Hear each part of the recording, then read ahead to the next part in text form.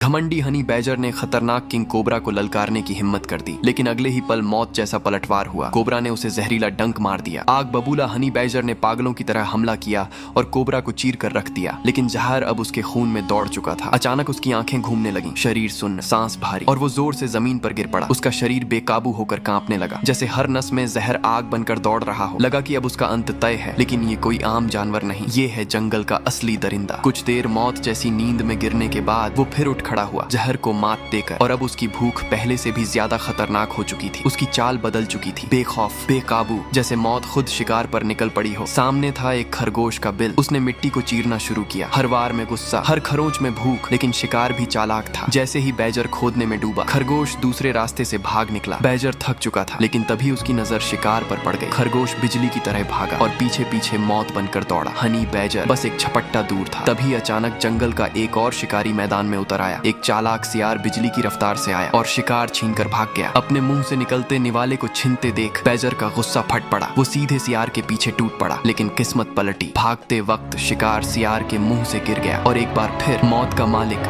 Honey badger उस पर हक जमा चुका था। मगर ये लड़ाई अभी खत्म नहीं हुई थी। जैसे ही बैजर खाने लगा, सियार फिर से हमला करने आ गया। दोनों के बीच शिकार को लेकर खूनी खींचतान शुरू हो गई। जमीन कांप उठी, लेकिन बैजर की ताकत, उसका जुनून, उसका पागलपन सब भारी पड़ गया। सियार को पीछे हटना पड़ा। फिर भी सियार ने आखिरी चाल चली। उसने पीछे से उसकी पूंछ पर जोरदार काटा। बस यही उसकी सबसे बड़ी गलती थी। अगले ही पल हनी बैजर बिजली बनकर उस पर टूटा। सियार बचने की कोशिश करता रहा, लेकिन बैजर ने उसके मुंह को जकड़ लिया। लोहे की पकड़ में। उस एक पल में सियार समझ गया, वो गलत दुश्मन से भिड़ गया है। डर से कांपता हुआ वो बिना पीछे देखे भाग निकला, अपनी जान बचाकर, और अंत में जंगल का असली राजा खून और जंग जीतकर अपने शिकार का मजा लेने लगा।